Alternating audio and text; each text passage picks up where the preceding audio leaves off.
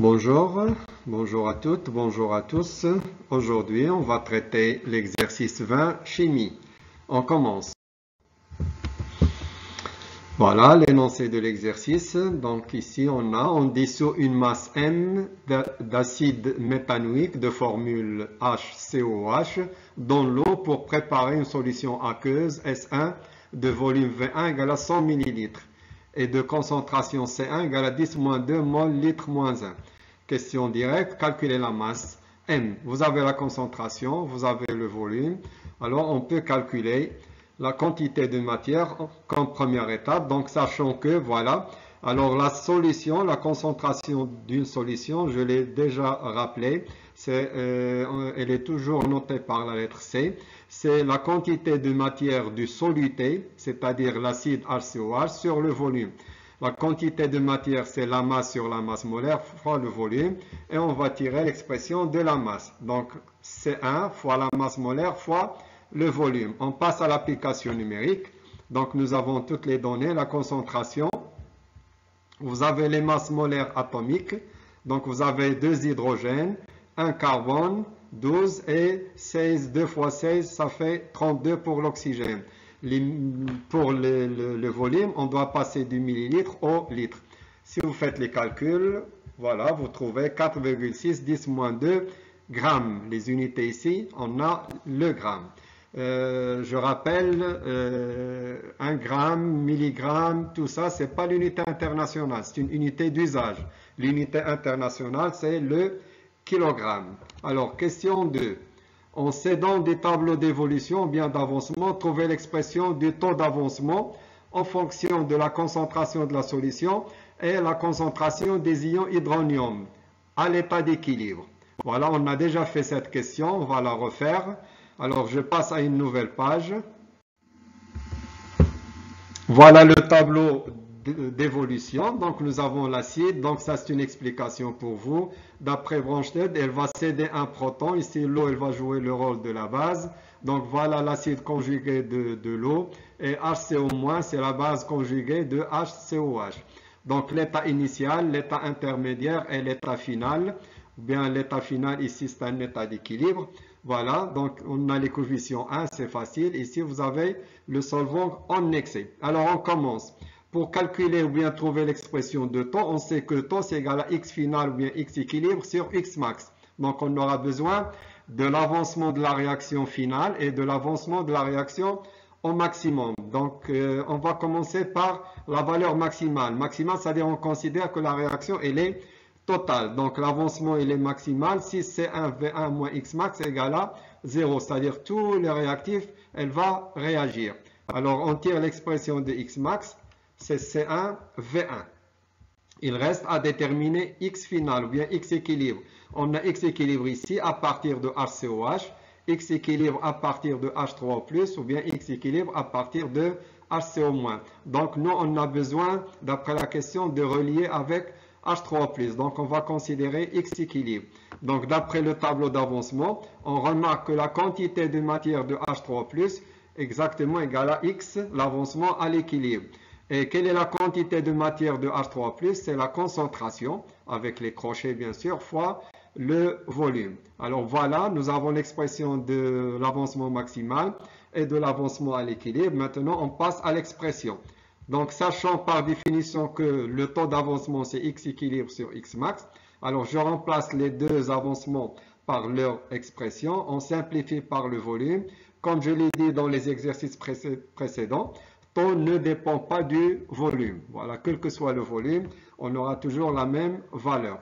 Alors, l'expression finale, voilà ce qui est demandé dans la question. On a taux en fonction de la concentration de H3+, et la concentration de la solution. Voilà, donc on passe à la question 3. Déterminer l'expression du quotient de la réaction à l'équilibre, bien sûr, c'est noté ici, en fonction, encore une fois, de la concentration de la solution et de la concentration des ions hydronium à l'état d'équilibre. Voilà, donc on va rappeler l'expression. Par définition, voilà, l'expression du quotient de réaction et l'équilibre, c'est la concentration des produits que vous avez à droite sur la concentration des réactifs que vous avez à gauche. Alors, on ne considère pas le solvant qui est en excès et on ne considère pas les espèces à l'état solide. Vous vous rappelez du cours. Donc, on ne va pas considérer le solvant ici. Alors, pour H3+ et HCO-, vous voyez, d'après le tableau, on a la même quantité de matière. Donc, forcément, on a la même concentration. Donc, directement, du tableau d'avancement, la concentration de H3+, on va la remplacer par HCO- par H3O+. Il reste à déterminer le réactif, HCOH. Vous avez la quantité de matière que vous allez diviser par le volume. Donc, c'est quoi la concentration à l'équilibre? C'est la quantité de matière, vous l'avez ici, c'est 1V1 moins X équilibre sur V1. On va diviser C1V1 par V1, on simplifie, il reste C1. Et on garde X équilibre sur V. Et bien sûr, X équilibre, ce n'est rien d'autre que H3O+. Donc, on aura l'expression finalement que la concentration de HCO-, c'est égal à C1 moins la concentration de H3O+, que j'ai noté ici. Alors, vous avez la concentration des produits, vous avez la concentration du réactif. Ben, il suffit de les remplacer. On aura H3+ fois H3+, ça fait H3+ au carré, sur l'expression C1 moins H3O+. Et voilà, on vient de répondre à la question 3. On passe à la question suivante et une nouvelle page.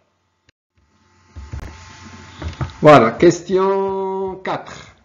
On vous demande de calculer la valeur du taux d'avancement et la valeur du quotient de réaction que nous avons déjà déterminé leur expression ici, sachant que vous avez la valeur du pH, 2,905. Donc, quelle est la relation entre le pH et H3+? C'est simple. On va remplacer H3+ par 10 à la puissance moins pH, tout simplement. Alors, on passe à la solution. Voilà, on a taux 1 et on a le quotient de réaction à l'équilibre. Voilà, le taux d'avancement final et le quotient de réaction final ou à l'équilibre. On commence par l'application numérique. On va remplacer tout d'abord H3O+. H3O+, c'est égal à 10 moins pH sur la concentration et l'application numérique.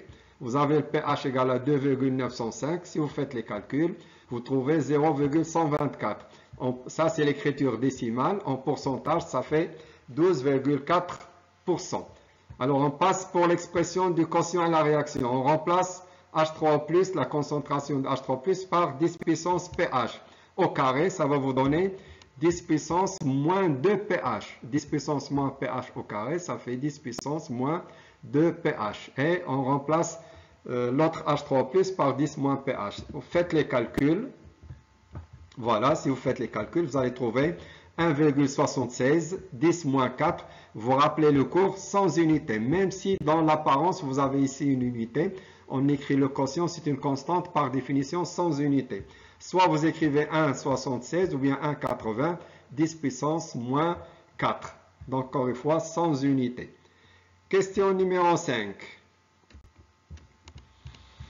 Pour une autre solution, toujours du même acide, mais de concentration C2 différente, on trouve une autre valeur de taux 2, 4,2%, et une valeur du quotient de réaction 1,8, 10 moins 4. Alors la question, ça, on peut deviner, on vous demande de déduire l'influence de la concentration initiale sur l'avancement de la réaction et sur le quotient. C'est-à-dire si on change la concentration d'une même réaction chimique, d'un même réactif, est-ce que le taux d'avancement il va changer? Est-ce que le quotient de réaction il va changer? Alors on va comparer, même si on doit connaître la réponse d'après le cours. Hein. Donc dans le cours, vous devez le savoir à partir de votre cours. Donc quand la concentration change, varie, le taux d'avancement varie pour une même réaction. Si vous changez, vous variez la valeur de la concentration, le quotient ne change pas, c'est une constante. Ça s'appelle la constante d'équilibre. Si vous vous rappelez, quotient de réaction et d'équilibre, c'est pourquoi on l'appelait constante d'équilibre. Donc on va juste le confirmer. Voilà. Donc pour la valeur de taux 1, nous avons 12,4 pour la concentration C1. Et nous avons taux 2 égal à 4,2 pour une autre concentration. Vous remarquez que taux 1 est supérieur à taux 2 quand la concentration C1 est inférieure, c'est-à-dire l'inverse, sont inversement proportionnels. 10 moins 2, c'est une solution diluée. Ça, c'est une solution concentrée. Alors, si on dilue la solution, on augmente la valeur de taux. C'est ce que je viens d'écrire et la phrase que vous avez dans le cours. Ou bien, si vous oubliez la phrase, dites que la concentration a une influence sur le taux d'avancement. Pour la dernière question, on a les mêmes valeurs, 1,8 et 1,8. Donc, le quotient de réaction pour la première concentration et celui pour la deuxième concentration, c'est la même valeur. Donc, on déduit que la concentration initiale de la solution n'a pas d'influence sur le quotient de réaction à l'équilibre. D'ailleurs, comme je viens de le dire, c'est ce qu'on appelle la constante, voilà, d'équilibre. Il ne dépend que de la température. Voilà, merci, j'espère que c'est clair. Au prochain exercice.